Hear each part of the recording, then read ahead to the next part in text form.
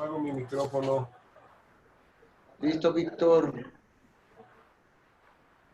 ¿Ya podemos empezar? Sí. Bueno, buenas noches a todos. Es un gusto enorme estar compartiendo esta reunión con todos ustedes. Agradezco la invitación que me realizó el Foro Venoso Mexicano a presidir este webinar y en particular a ese hombre incansable y amante de compartir su conocimiento, el doctor Valente Guerrero González, quien ha diseñado este curso, el curso de introducción al manejo del paciente flebológico, y que tiene como objetivo revisar, desmenuzar en una forma sencilla las enfermedades venosas. El curso inició el 21 de mayo y las sesiones se llevan a cabo todos los jueves a las 20 horas. Los últimos 2 jueves ha estado versando sobre el tromboembolismo venoso, en particular la trombosis venosa de las extremidades inferiores. Y el día de hoy se realiza la sesión número 12 con un tema muy importante, ya que presenta una incidencia anual de 100 o 200 pacientes por cada 100,000 habitantes y ocupa el tercer lugar como causa de muerte, después de los infartos y la enfermedad cerebrovascular. Una patología que puede ser mortal en la fase aguda, conducir a una gran discapacidad y a una enfermedad crónica. El tema a tratar el día de hoy será ¿por qué es tan grave la tromboembolia pulmonar? Y para hablarnos de este tema, es para mí un honor presentar al doctor Arturo Parra Ortiz. El doctor Arturo Parra es egresado de la Escuela de Medicina de la Universidad de Anáhuac. Hizo la especialidad en angiología y cirugía vascular en la Universidad del Ejército y Fuerza Aérea Mexicana. Es socio fundador del Foro Venoso Mexicano. Es miembro de la mesa directiva actual del Foro Venoso Mexicano, de la Sociedad Mexicana de Angiología y Cirugía Vascular y Endovascular. Es un angiólogo y cirujano vascular del Hospital MAC de Irapuato y es coautor del libro Enfermedades Venosas, Diagnóstico y Tratamiento. El doctor Parra es un excelente conferencista y es experto en palíndromes. Esas palabras y frases que se leen y se escriben igual del lado derecho que del lado izquierdo. Por lo que sin duda, el día de hoy realizará una revisión completa de derecha a izquierda y de izquierda a derecha de la embolia pulmonar. Es un placer tenerte con nosotros esta noche, Arturo Parra. Bienvenido. Hola, buenas noches a todos. Gracias a todos los que participan en estas sesiones, los que se unen a esta presentación. Gracias a mi amigo Víctor por esa brillante presentación. También gracias al Foro Venoso por la invitación a participar con esta sesión. Voy a compartirles pantalla para iniciar la presentación.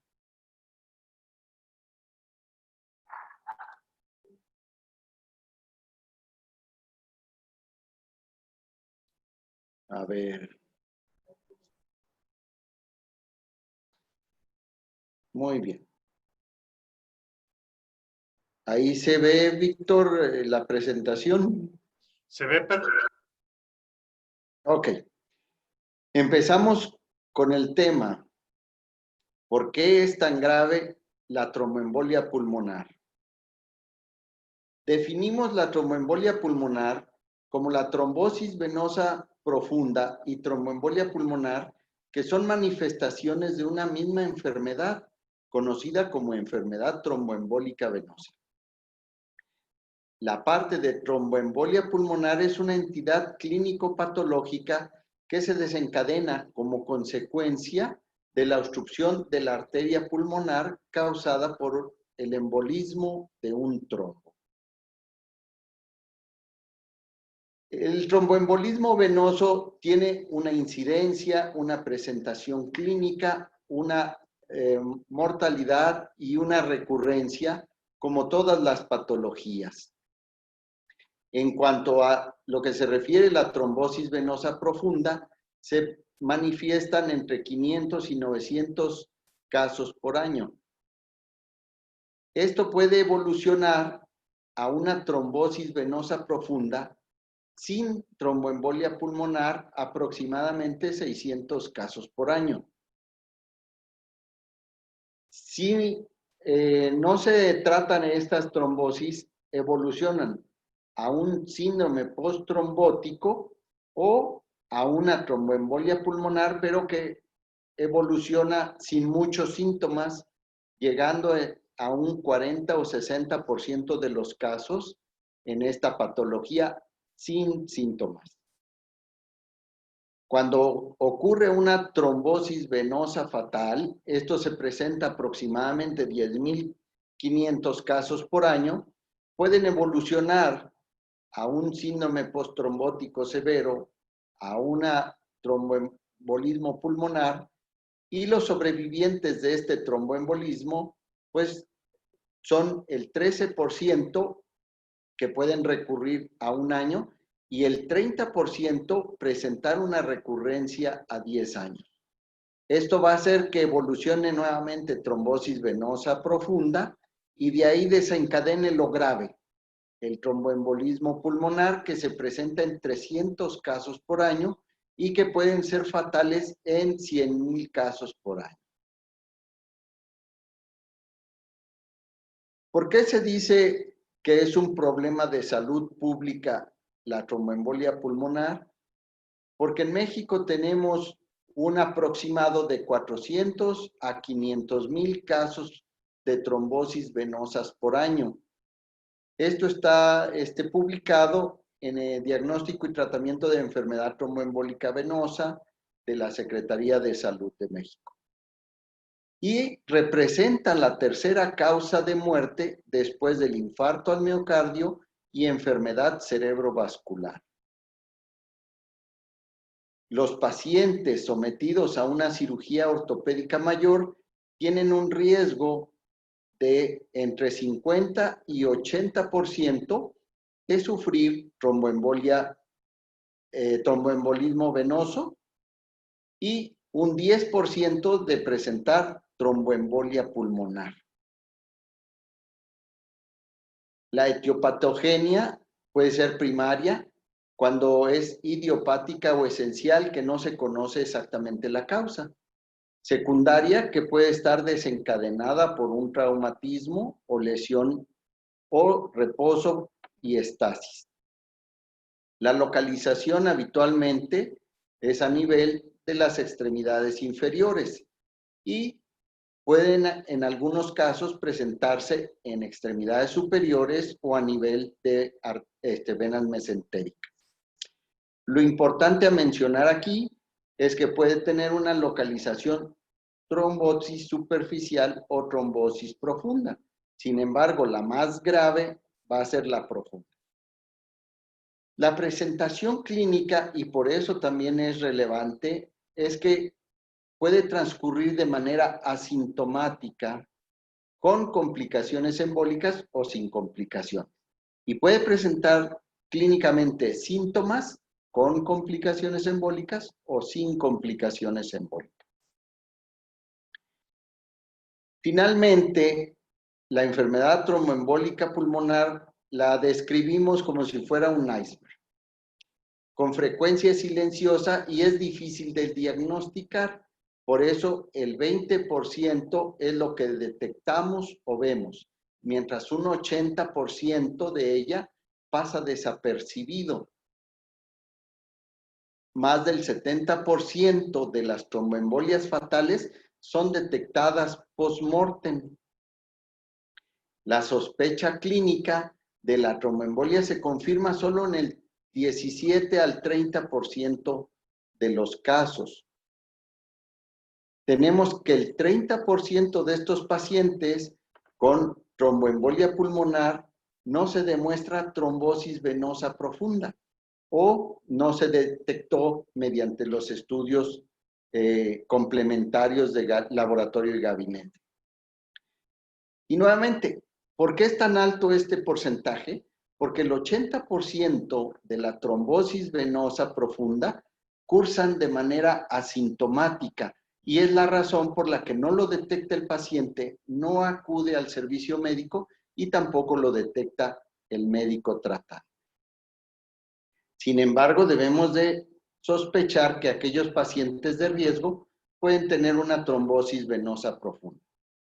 La clínica en cuanto a la trombosis venosa profunda, pues es la presencia del dolor, la presencia de calambres, el aumento en la sensibilidad de la zona afectada, el aumento de volumen que se manifiesta con edema por la hipertensión originada debido a esa oclusión venosa. Los cambios en la temperatura, siendo esto un aumento en la temperatura por congestión venosa, el eritema, el signo de Homans y el dolor en los trayectos venosos afectados.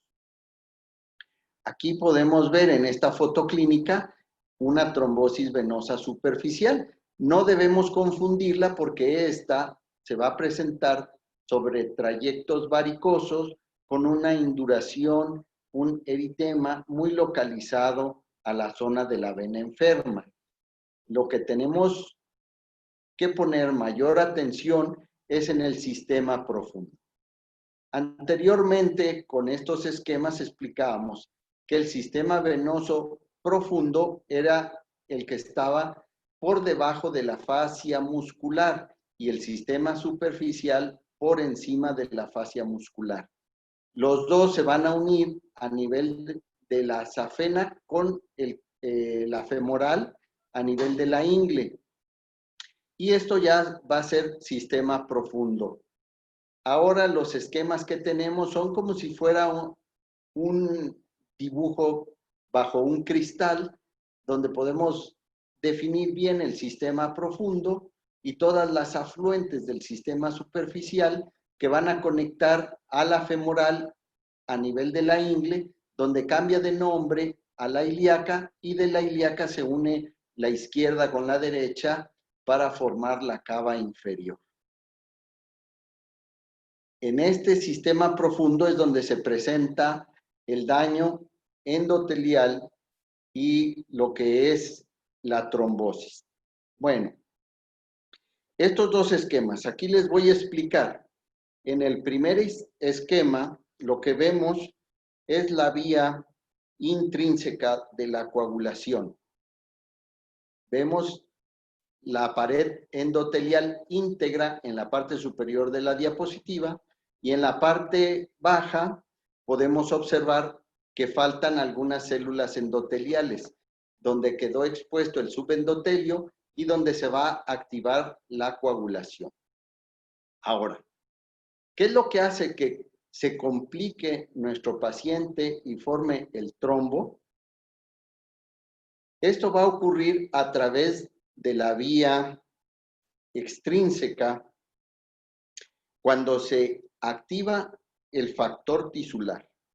El factor tisular va a hacer que los factores y cascadas de coagulación se desencadenen de manera activa, haciendo que el factor 7 se transforme en factor 7 activo, que a su vez va a hacer que el factor 10 se active al factor 10 activo. Y así toda esa cascada hasta producir la activación plaquetaria, la generación de fibrina, y esto nos va a inhibir la fibrinolisis. El consumo plaquetario, los depósitos de fibrina y la mala degradación de la fibrina van a hacer que se forme nuevamente esta cascada con una mayor inflamación y nuevamente liberación del factor tisular.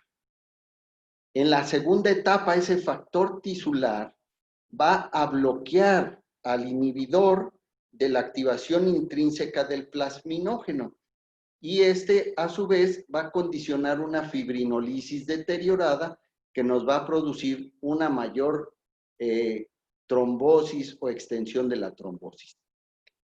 En los pacientes ortopédicos sabemos que existe daño porque cada vez que se hace alguna fractura o se va a restaurar alguna rodilla o cadera con el uso de una prótesis, se va a estimular la médula ósea. Y la médula ósea nuevamente va a activar el factor tisular Y a su vez va a hacer que se reactiven las interleuquinas, la 6, la 8 y las moléculas de adhesión vascular. Todo esto que les explico y les platico de manera esquemática, ahora lo podemos ver en una microfotografía electrónica donde vemos la pared endotelial totalmente en este color blanquecino, los eritrocitos atrapados entre las plaquetas que han formado los pseudópodos y la famosa red de fibrina condicionando un trombo rojo. En cuanto a la parte clínica de la trombosis venosa profunda, pues lo vamos a observar de esta manera. Cambios de coloración en la extremidad afectada. Un aumento en el tamaño del tobillo, la pantorrilla o el muslo, dependiendo el nivel donde se ha formado ese trombo. Y esto nos va a condicionar que la congestión venosa produzca dolor en la extremidad afectada con cambios de coloración, el eritema, el edema y aumento de la temperatura. Si le hacemos una valoración con ultrasonido Doppler, lo que vamos a ver en esta escala de grises es la presencia de un trombo en la parte de la vena femoral. Aquí arriba está la vena safena y en la parte de abajo es la vena femoral común. Cuando ponemos la ventana de color en esa imagen, podemos ver cómo pasa ese color alrededor del trombo, dejándolo totalmente libre. En los primeros estudios de ultrasonido, esto es lo que podíamos detectar y podíamos tener esas imágenes y esos esquemas. ¿Cómo podemos hacer una estrategia diagnóstica para cuando sospechamos en la trombosis venosa profunda? El doctor Wells realiza este pequeño test dándole puntuación a cada una de las preguntas y la suma de esas puntuaciones es lo que nos va a dar un pronóstico de estrategia. La neoplasia activa en tratamiento actual o en los últimos 6 meses, pues sumaría un punto si está presente. En las parálisis, paresias o inmovilización de los miembros inferiores, sea con una férula o sea con un aparato de osteosíntesis o sea con un fijador externo, pues nos va a dar un punto.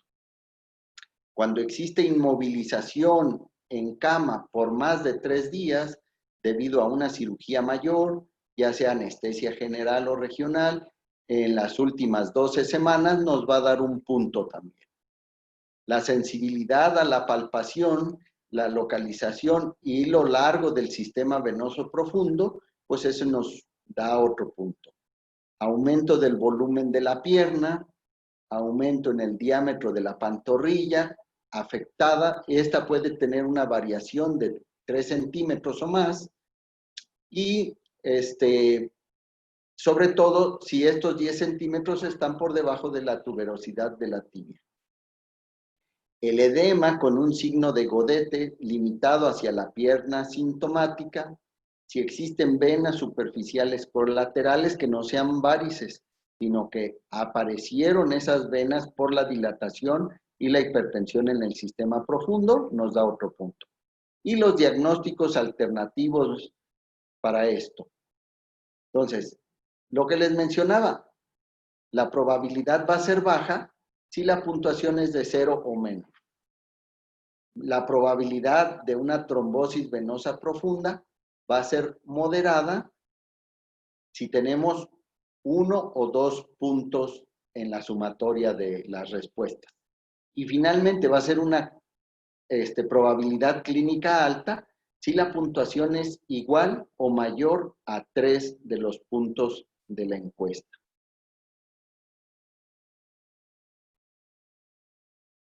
Dentro de los estudios diagnósticos que podemos hacer, el estudio complementario es el dímero D.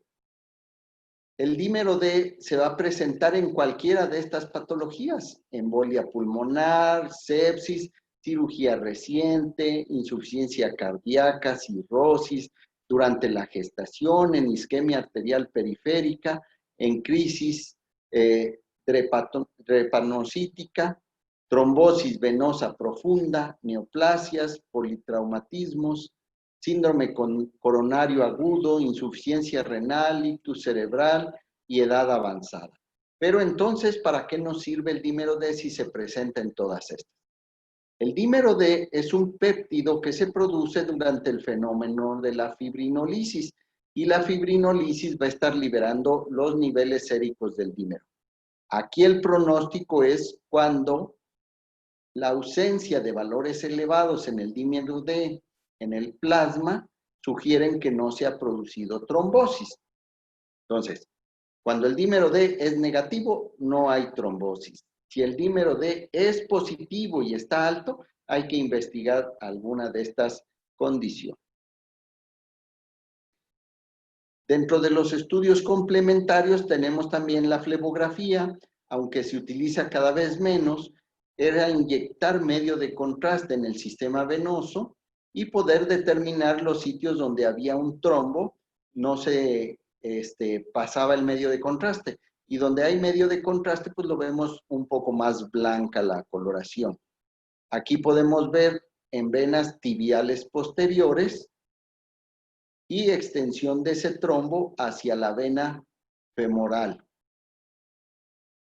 Lo que hacemos hoy día de estudios complementarios es un Doppler color. El Doppler nos permite ver, como les mencionaba anteriormente, el trombo, el tamaño del trombo, las dimensiones de la vena, la hipertensión y si está el trombo fijo o flotante. Aquí tenemos este video.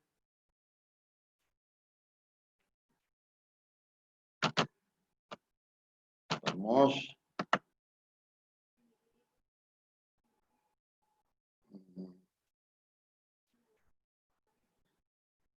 Entonces, ahí podemos ver cómo el video nos muestra el trombo que está flotando y moviéndose al momento de que fluye el flujo sanguíneo.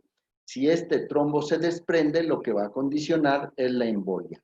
Y aquí una foto quirúrgica donde vemos que en los sitios donde no hay trombo, la ligadura nos permite un cierre total de la vena y donde hay trombo, pues no nos permite controlar adecuadamente la vena.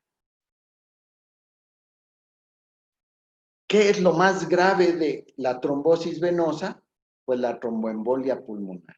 Y la tromboembolia pulmonar, siendo lo más grave, nos da estas manifestaciones clínicas.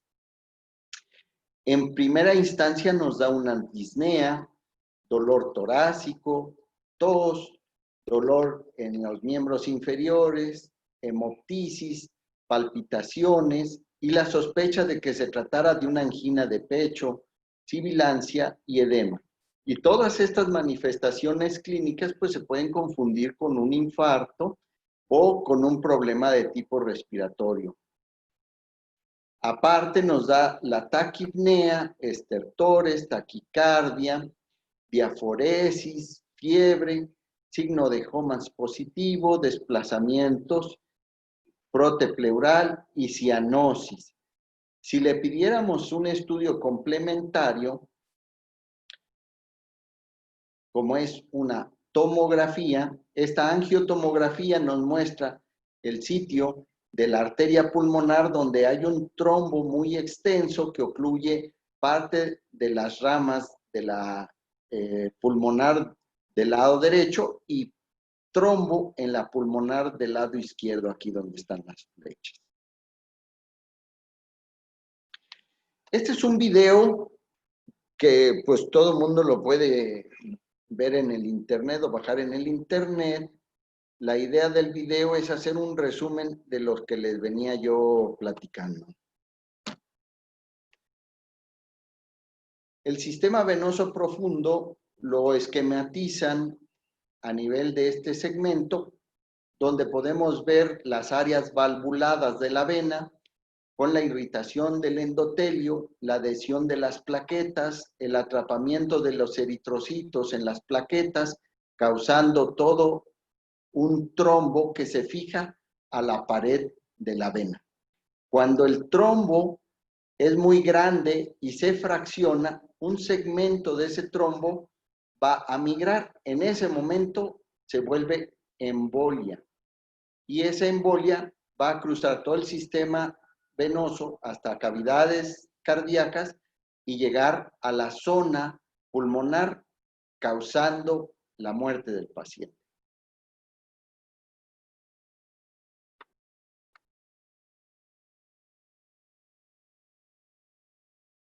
Muy bien.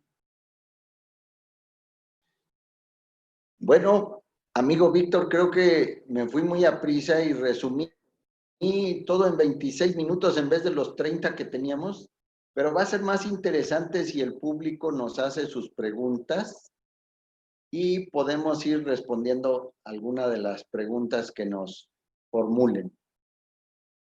Muy bien, doctor Arturo Parra. Su presentación fue concisa y con sesos. Creo que nos pudo dar un panorama muy amplio, un viaje maravilloso a través del tromboembolismo. Y ya tengo aquí una pregunta interesante. El tema era, ¿por qué es tan grave el tromboembolismo pulmonar? Nos preguntan, ¿por qué es tan grave la tromboembolia pulmonar? ¿Por qué dice usted que es grave? Si vieron con atención el video final, que es el resumen de toda la plática, lo grave es que ocluye las arterias pulmonares y causa la muerte del paciente. Y es grave porque puede ser asintomática la trombosis venosa y causar la muerte del paciente aún en pacientes jóvenes hospitalizados. Lo más común son pacientes que han sufrido algún accidente automovilístico o de motocicleta y que al momento de darlo de alta para irse a casa, se desvanece y tiene muerte inmediata, súbita, al momento de pararse de su cama. Eso lo que nos indica es que todos los trombos que podían haber estado en la extremidad migraron al pulmón, causándole la muerte. Muy bien. ¿Tienes ¿No te apagado oyes, el micrófono, Vale? Ya, listo. Ahí. Una cuestión muy frecuente es que a este tipo de personas los catalogan como infartos. Sí. ¿Sí? Más que no piensan en la tromboembolia pulmonar y dicen, ah, pues le dio un infarto porque se cayó a media calle, ¿no? Así es. Es interesante la observación que hace el doctor Valente Guerrero, Arturo. Y aquí podríamos hacer un resumen.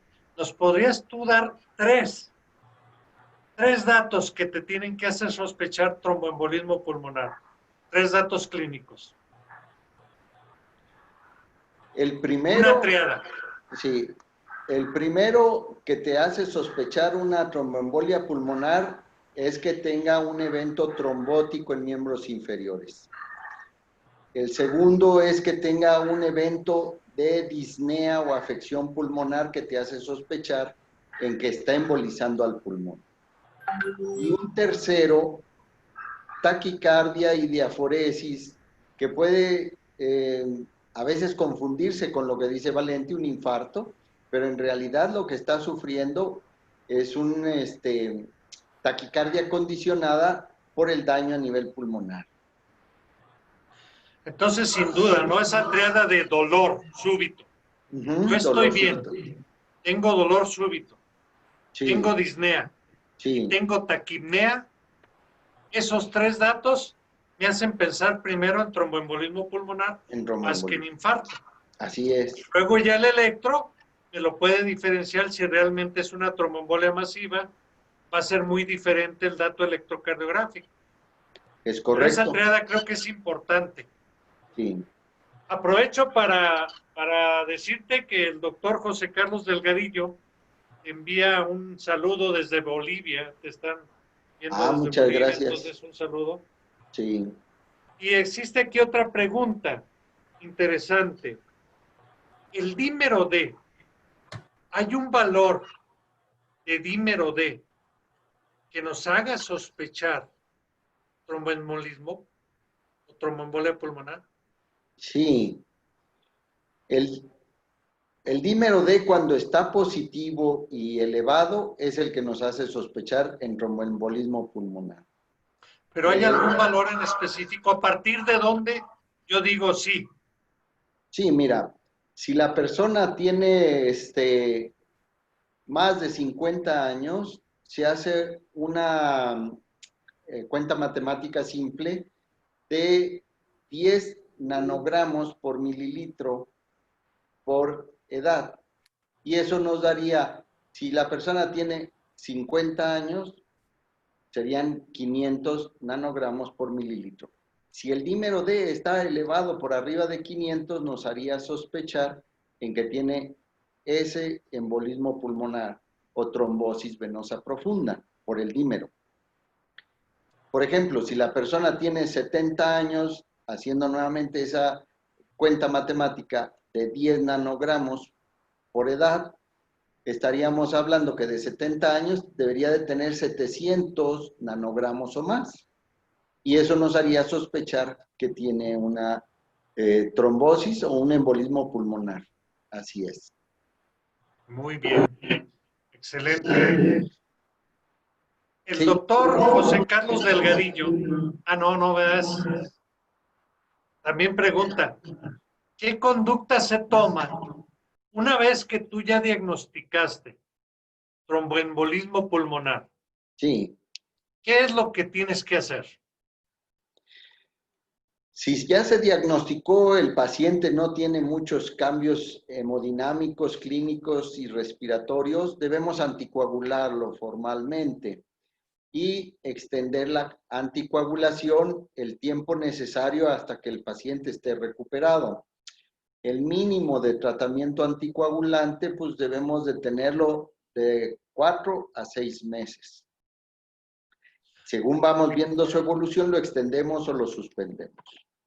¿Consideras importante que en cuanto tú tienes tu diagnóstico, clasificar a los pacientes en qué riesgo están? Sí, En cuanto a muerte o en cuanto a evolución cardiovascular. Es decir, este paciente está en riesgo alto de deteriorarse. O tiene datos que el paciente puede estar grave, puede estar en una etapa moderada, o el tromboembolismo es tan leve que ni siquiera le da mucho problema al paciente. ¿Consideras importante clasificarlo en alguno de estos grupos sí, para el claro. tratamiento? Para el tratamiento lo debemos anticoagular en lo que averiguamos en qué riesgo está. Aquellos pacientes que tienen mucho riesgo de embolización pulmonar y que no pudieran ser anticoagulados, pues lo podemos poner en tratamiento aparte del con un filtro de vena cava para evitar el embolismo. Pero si el paciente no tiene contraindicación, el paciente puede ser anticoagulado y por un periodo largo.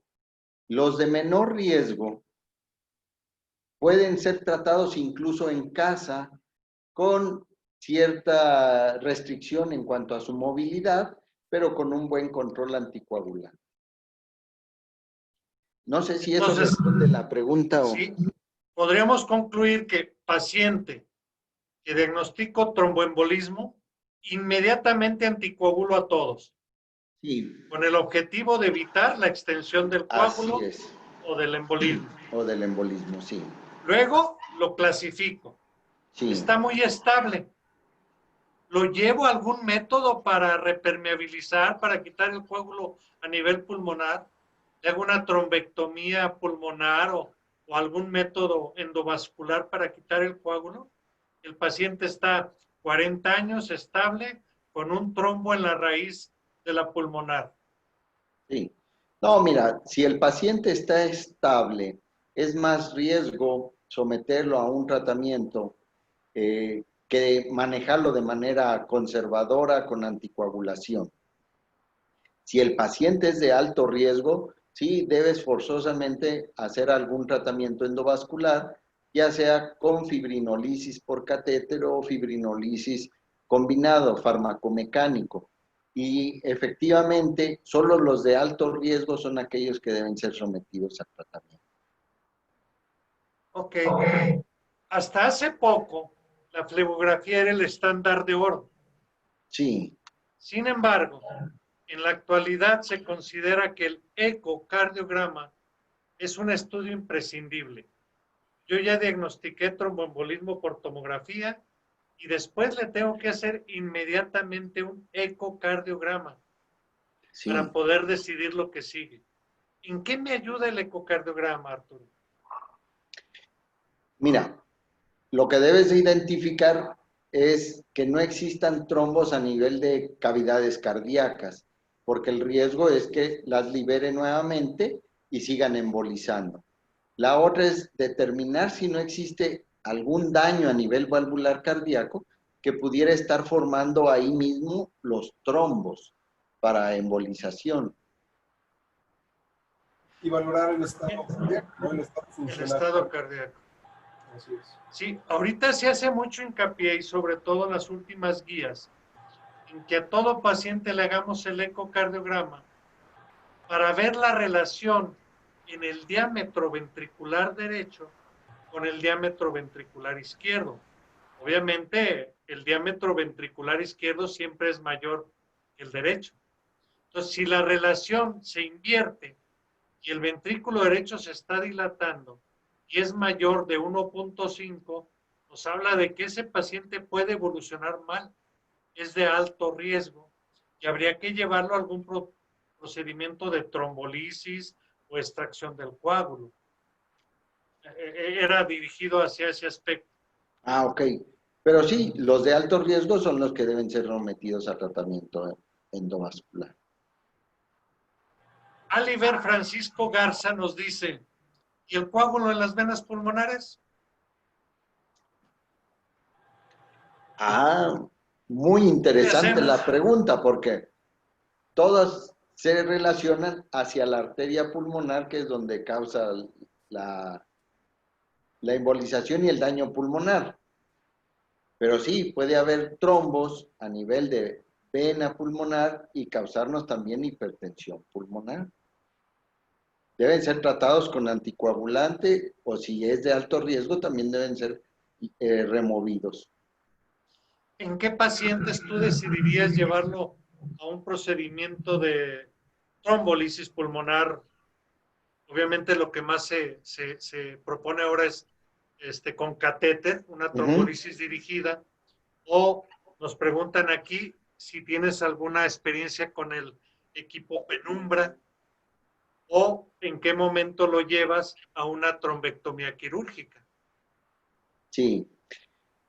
Sí tengo experiencia con el Penumbra, pero el Penumbra tiene la desventaja que si el trombo ya tiene cierto tiempo ahí y su fijación a la pared es firme, no vas a poder extraerlo con el Penumbra porque es a través de succión. Si el paciente es de alto riesgo y no puedes hacerlo por métodos endovasculares, tendrías que hacerlo método abierto, una toracotomía y abrir directamente arteria pulmonar para drenar todos esos trombos.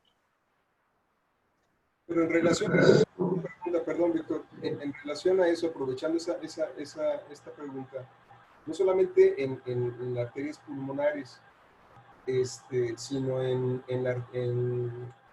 venas, perdón, en venas femorales, en venas ilíacas, el tratamiento quirúrgico o endovascular debe de tener su tiempo de realización.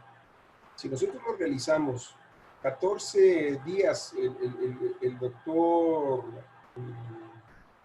bueno, hace un momento hablábamos de él en Estados Unidos, él menciona que hasta 14 días se puede realizar la trombectomía. ¿Cuál es la finalidad de extraer el trombo en una trombosis venosa? La finalidad son dos situaciones. Una, permeabilizar la vena y que tenga las válvulas, tratar de mantener las válvulas funcionales. Si nosotros lo operamos después de 14 días, mi opinión personal es no más de 10 días, pero si lo operamos según como dicen las guías americanas, después de 14 días, el riesgo de que las válvulas estén destruidas nos dice que va a resultar lo mismo que lo operemos a que no lo operemos. Es decir, si después de 14 días se intenta operar al paciente, el resultado final del tratamiento va a ser exactamente el mismo operándolo que no operándolo, tratándolo simplemente con anticoagulación formal y bien realizada. Entonces es bien importante el tiempo. Si nosotros lo operamos antes de los 10 días, en los primeros días, que sería ideal, desgraciadamente el paciente con edema, le dan naproxen, le dan diuréticos y llega con nosotros después de 8 días. Si se opera antes de los 8 días, podemos extraer el trombo y dejar las válvulas permeables y la vena permeable. Esa es la finalidad principal de la trombectomía. No sé si están de acuerdo. Refiriéndonos a trombectomía venosa. Sí, sí, sí. No a trombectomía de arteria pulmonar. O de arteria pulmonar. Ok. Muy bien.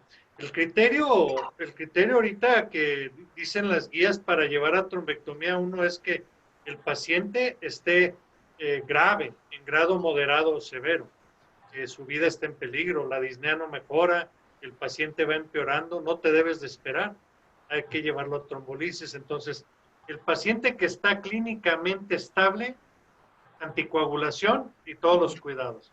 El paciente se empieza a deteriorar o empieza a dilatarse el ventrículo derecho, hay que hacerle algún método trombolítico o extracción de coágulo por vía endovascular. El paciente que tiene contraindicado ese método, entonces se lleva a cirugía abierta. Sería el concepto. Y hablando ahorita de eso, inclusive aquí nos pregunta la doctora Mónica Maciel, insiste en que el electrocardiograma puede ser auxiliar diagnóstico. Sí. No nos hace el diagnóstico, pero nos puede ayudar. El dato electrocardiográfico es sobrecarga de ventrículo derecho, ondas T invertidas y negativas, B1, B2, B3, y un dato de bloqueo de rama derecha, que curiosamente desaparece una vez que quitas el coágulo. Entonces, ese es el dato electrocardiográfico. Una pregunta para ti, Valente, que te encanta esto. Dice aquí Elia González Velázquez. Tú lo sabes explicar muy bien. ¿Cuál es el signo de Hohmann? Es que, ¿sabes que se confunde el signo de Hohmann con el signo de Bancroft? De Pine-Necker. El signo de Hohmann es forzar los músculos gemelos para que compriman con el movimiento de contracción, compriman las venas y produce dolor. Bueno, comprimen la zona gemelar y produce dolor. A diferencia del Bancroft, en donde tú introduces con tus dos dedos en medio de los gemelos y entonces estás entrando directamente en el paquete venoso, que cuando lo comprimes, si lo dilatas, duele y te produce un Bancroft, positivo, y te habla de hipertensión venosa. Entonces, esa es la diferencia. Aquí llegan pacientes referidos con médicos que dicen, tiene Hohmann positivo. Bueno, el signo, uno de los signos objetivos, de los pocos signos objetivos de hipertensión venosa es precisamente el signo de Bancroft, más que el de Hohmann. Ok. Si tú tienes un paciente con Hohmann positivo y dímero D alto, ¿pensarías que casi seguro tiene tromboembolismo? Fíjate que va de la mano con lo que acaban de preguntar ahorita. Si tú tienes una alteración electrocardiográfica, pero clínicamente no tienes un acompañamiento del problema, o sea, no puedes hacer un diagnóstico de tromboembolia pulmonar. Igual, si tienes un dímero D aumentado, pero clínicamente no lo demuestras, o sea, tampoco puedes hacer el diagnóstico con un dímero D alto, ¿no? Ok. Sí, ahí es donde el dímero D negativo te orienta a que no, si el dímero D está negativo, no hay un evento trombótico, aunque tengas otros datos clínicos sospechosos. Pero si el dímero D está alto, tienes que forzosamente descartar que no esté con una trombosis en miembros inferiores o mesentérica o que ya esté con datos de tromboembolismo pulmonar. O sea, entonces realmente su valor es negativo. Si es negativo, no hay. No hay, así si es positivo, puede haber. Hay que investigar, así es. Puede haber, lo dijiste muy bien, Víctor, puede haber.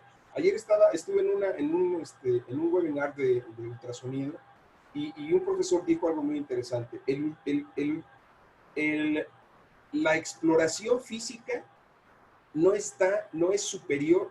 El ultrasonido, el estudio por ultrasonido no es superior a la exploración física. El ultrasonido nos da y nos apoya en el diagnóstico de la trombosis venosa. Entonces, la exploración física sigue siendo, inclusive en la tromboembolia pulmonar, sigue siendo básica. Ok. El doctor José Julián Alcocer te felicita, dice que hiciste una excelente ponencia. Muchas gracias. Felicidades. Muchas gracias. Y preguntaba eso, que cuando decides el tratamiento quirúrgico, que creo que ya está contestado. Tiene una pregunta interesante de José Daniel Rodríguez, donde nos pregunta que ¿cuál es la causa más frecuente, cuál sería la etiología más frecuente de trombosis venosa profunda en pacientes jóvenes? Habitualmente es el trauma. En pacientes jóvenes, el trauma de miembros inferiores. Sea, como lo comentaba, sea en accidente automovilístico o sea en la práctica de algún deporte, en donde las lesiones van a hacer que el paciente tenga que forzosamente guardar reposo, tuvo un daño endotelial por el trauma y hay estasis venosa. Entonces se junta la tríada de Virchow y produce esa trombosis en los jóvenes. ¿Y fuera del trauma? Fuera del trauma, se ha descrito en pacientes pediátricos la trombosis y está relacionada con una enfermedad de tipo neoplásica. Es un síndrome paraneoplásico en personas pediátrico o jóvenes. Y debemos de sospechar trombofilia. Sí, forzosamente. Descartar, lo primero, si no hay antecedente de traumatismo, en jóvenes lo primero que tienes que descartar es hacer estudios para trombofilia. Y ahí viene... Perdón. Arturo, redondeando un poquito lo que dijo Arturo, es bien frecuente de que hay un traumatismo en los pacientes jóvenes y que el mismo edema, especialmente en la parte alta de la pierna, cerca del hueco popliteo.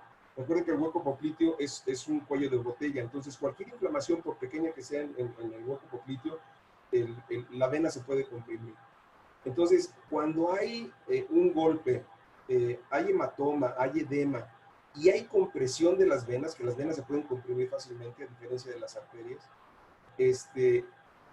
viene la inmovilidad, caminan mal, la bomba muscular no funciona y entonces eso es lo que produce finalmente la trombosis. Redondeando lo que mencionabas, Arturo. Sí. José Daniel Rodríguez hace una pregunta que se ha estado repitiendo en los últimos webinars, los últimos dos, y que dice, en tratamiento de trombosis venosa profunda, ¿qué anticoagulante sería el preferible?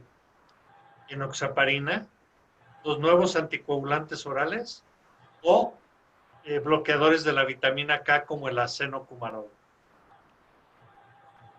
Bueno, está bien establecido que son muy efectivos, son seguros los nuevos anticoagulantes orales y básicamente son antitrombóticos porque actúan a nivel del factor 10.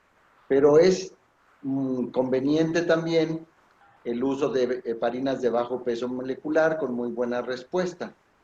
Y la otra, los medicamentos vitamina K dependientes o que bloquean a la vitamina K, no han caído totalmente en desuso, sino que es una de las alternativas que podemos seguir utilizando dependiendo de las condiciones económicas del paciente, ya que los medicamentos anticoagulantes orales de nueva generación pues son un poco más costosos en cuanto a su adquisición que los medicamentos que son vitamina K dependientes, ¿no?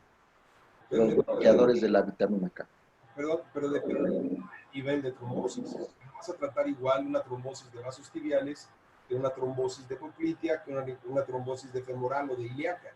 Es decir, de acuerdo al segmento de trombosis, es también, puedes elegir tanto el tipo de anticoagulación, el utilizar el tiempo de cruce de un medicamento como la heparina de bajo peso molecular con los nuevos anticoagulantes orales. O sea, es dependiente, tenemos que individualizar siempre al paciente. Y el momento de la trombosis. Sí. Claro. En la etapa aguda nos declinaríamos por las heparinas. Sí, ya sea una heparina no fraccionada, que para mí me encanta, sí, o una heparina de bajo peso molecular. Y después cambiar a un anticoagulante oral. Sin duda, los nuevos anticoagulantes ya han mostrado un excelente resultado en tratamiento de trombosis venosa de extremidades inferiores. La pregunta aquí, ahorita, en nuestra experiencia actual, a nivel de tromboembolismo pulmonar, ¿los nuevos anticoagulantes orales tienen algún papel en el tratamiento? ¿Se pueden usar? ¿O sí, cambiarías a vitamina K? No, se pueden utilizar con seguridad y con buenos controles en cuanto a evolución del paciente. Utilizas nuevos anticoagulantes orales. Y no están, te digo, totalmente excluidos los medicamentos que son bloqueadores de la vitamina K, como era la warfarina o la acenocumarina. Y su desventaja o el pero que muchas veces le pone el paciente hay que estar ajustando la dosis y haciéndose exámenes de laboratorio para poder tener un buen resultado, pero son efectivos los dos. Sí, las nuevas guías dicen que los nuevos anticoagulantes orales son igual de buenos que los inhibidores de la vitamina K para tratamiento, ya sea 3 meses o tratamiento extendido en Así es. tromboembolismo pulmonar. Tú en particular, Parra, si tú tuvieras un tromboembolismo pulmonar, ¿qué anticoagulante escogerías para ti? Aplícame Rivaroxaban. Rivaroxaban. Rivaroxaban. ¿Hay algún grupo de pacientes en donde no nos funciona o en donde actualmente no está indicado los nuevos anticoagulantes orales en tromboembolismo venoso? Así como lo mencionas, las guías lo que nos orientan es que mujeres embarazadas estaría contraindicados los anticoagulantes orales de la nueva generación, que pueden ser el Rivaroxaban o el Dabigatran, estarían contraindicados. Y en aquellos pacientes que aparte de tener factores de riesgo de sangrado, tuvieran síndrome antifosfolípido, donde se ha demostrado que no tienen mayor efecto estos anticoagulantes. Serían los síndrome antifosfolípidos, ¿qué usarías? Las heparinas de bajo peso molecular. O los anticoagulantes que son también bloqueadores de la vitamina K, warfarina o acenocumarina, aunque tengas que ajustar las dosis. Muy bien. Sí. Felicitaciones desde Ecuador, Sergio Calderón. Manda a felicitar. Muchas gracias. Fíjate que tenemos audiencia de toda Latinoamérica. Les agradecemos a todos los que se conectan a esta hora, hacen un tiempo para asistir a nuestras sesiones. Y la realidad es que tenemos ahorita invitados, pues propiamente de toda América, desde la zona sur de los Estados Unidos hasta la Argentina. También desde Quito te mando a saludar. Muchas gracias. Igual saludos a todos y gracias por apoyarnos y seguir estas conferencias. Sergio de Ecuador te dice, a ver, pregunta para los dos. Un paciente con edema en extremidad inferior y hemoptisis. Fue tratado por el departamento de traumatología, no dice por qué. Y la pregunta dice, ¿era una trombosis venosa profunda de pierna con tromboembolismo pulmonar? Si presentó hemoptisis, es sospechoso de que sí, y si es joven, pues no tiene otro factor de riesgo, es muy probable que sí haya sido un embolismo pulmonar. Pero ¿Tú qué opinas, Vale?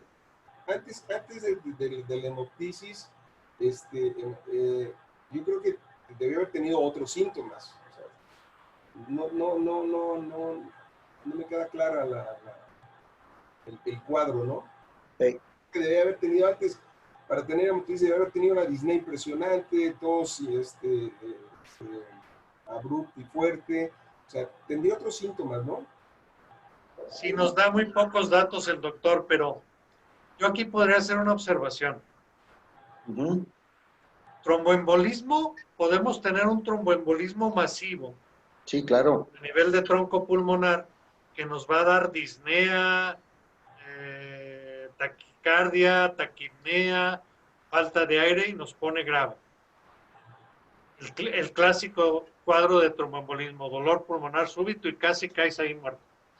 Y el otro en que los trombos fueron pequeños y se fueron periféricos, Claro. en donde el principal dato sería tos, hemoptoicos, pudiera haber hemoptisis, y que nos haría sospechar que fue más periférico.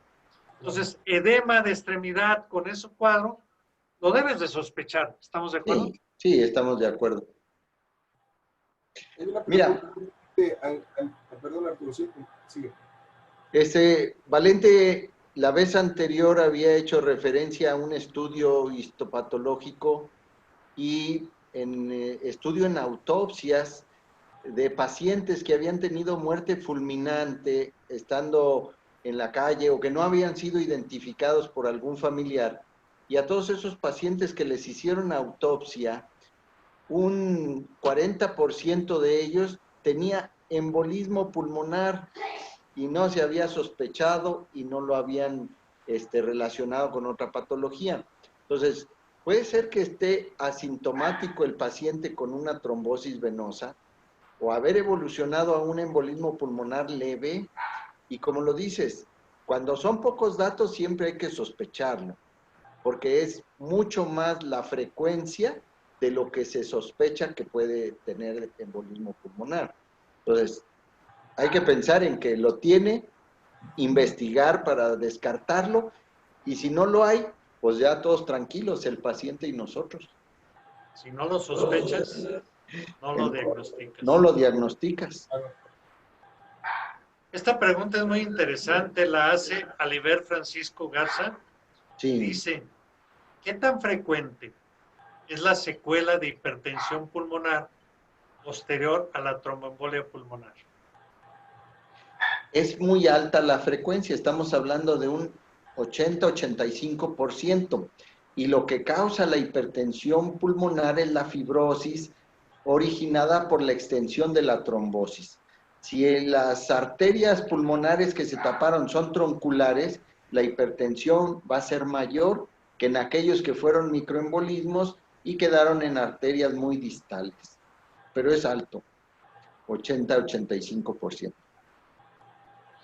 Aquí podría agregar que en la actualidad para hacer un buen diagnóstico de hipertensión pulmonar, se nos recomienda que establezcamos un buen tratamiento, un buen nivel de anticoagulación y obviamente quitar los coágulos a nivel pulmonar lo más temprano posible, ya sea por fibrinolisis, por algún método endovascular o quirúrgico. Y que debemos de esperar para hacer el diagnóstico mínimo 3 o 6 meses, porque esos niveles de hipertensión pulmonar pueden disminuir con el tratamiento. Entonces, hay que esperar 3 meses para luego estudiar con un ecocardiograma o algún otro método y poder decir que quedó hipertensión residual. Hay que esperar 3 a 6 meses. Yo podría decir que inicialmente la hipertensión pulmonar puede ser muy alta, pero a 3 o 6 meses es menos del 50 o del 30% de los pacientes. Es mi concepto, no sé si ustedes estén de acuerdo. Sí, pero te comentaba, básicamente depende de la extensión de la embolización pulmonar, lo que deja de hipertensión residual. De Quito, Marco Medina, ¿qué fibrinolítico usas? ¿Cuál prefieres? El que tenemos acceso aquí en México es reactivador tisular del plasminógeno, que es el RTPA, y estreptoquinasa. Pero yo prefiero el RTPA porque hace menos reacción y los resultados son más efectivos. No todos los pacientes tienen acceso a ese tipo de tratamiento porque los hospitales cercanos aquí a Salamanca, pues son hospitales muy pequeñitos que no cuentan con toda la tecnología, entonces siempre hay que estar llevándolos a una ciudad un poquito más grande como es León y apoyarme con mi amigo Víctor Galindo. Doctor Arturo Parra, como decía Andrés Manuel López Obrador, usted es un médico fifí. Usted usa RTPA. Pregunta para Valente. ¿Cuál es el tratamiento de elección en una flegmasia cérula dolens? La trombectomía. Es decir, lo que está ocasionando una pierna congestionada, negra, a punto de perderse, precisamente es la obstrucción y la hipertensión venosa.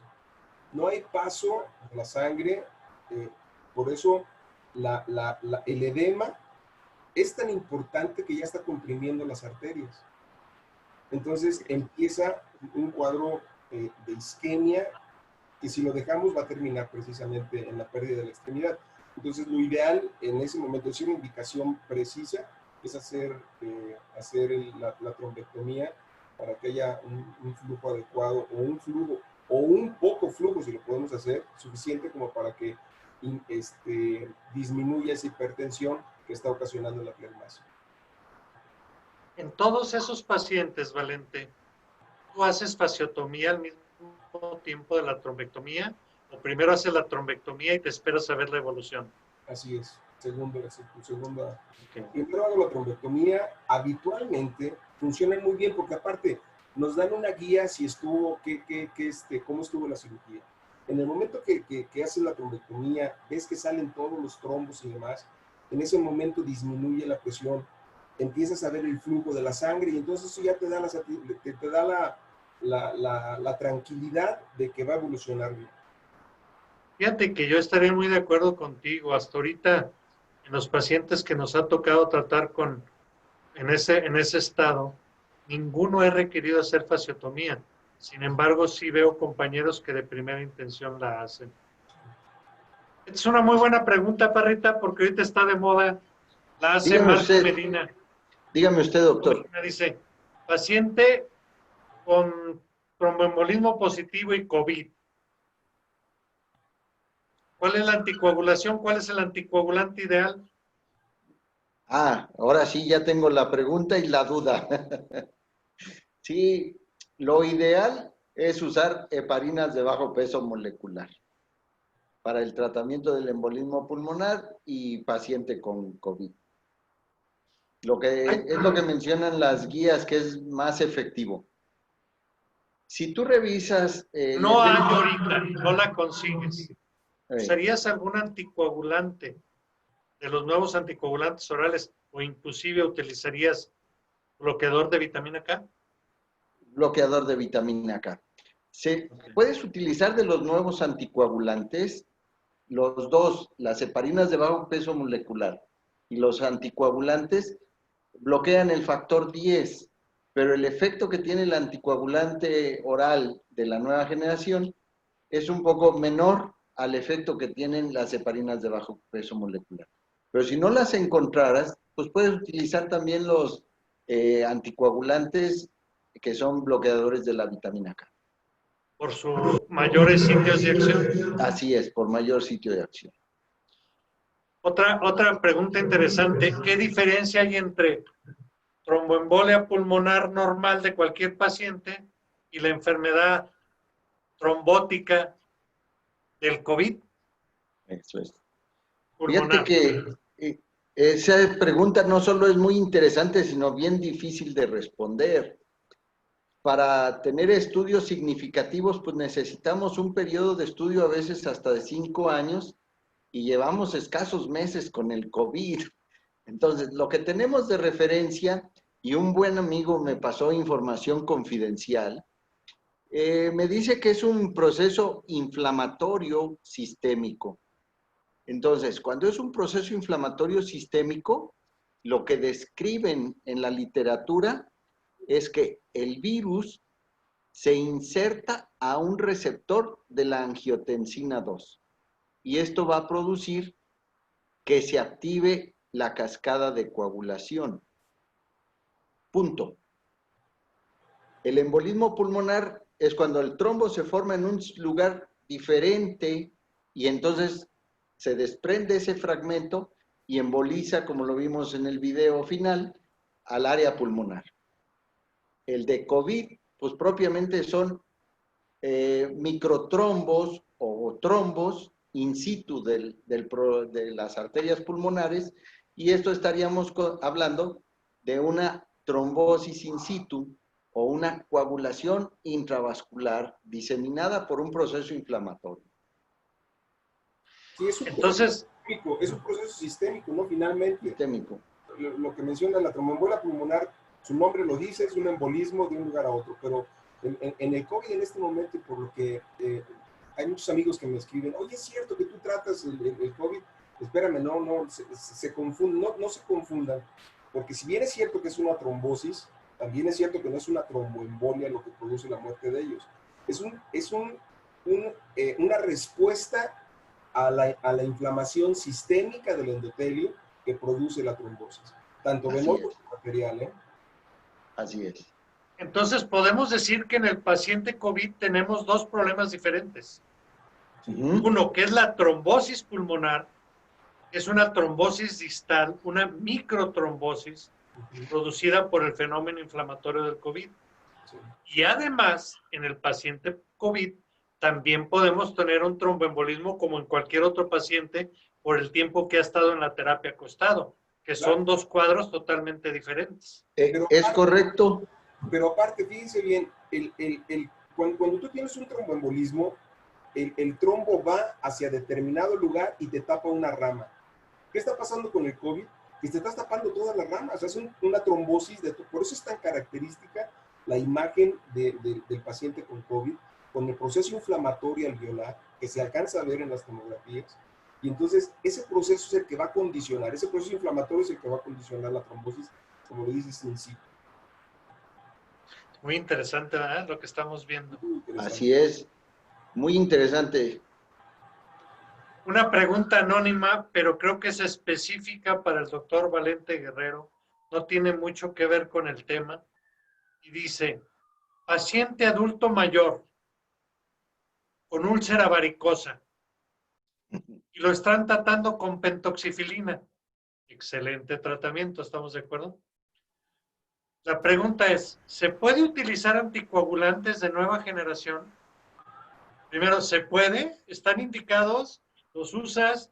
¿Qué le haces? La pregunta es así, dice, ¿se puede utilizar?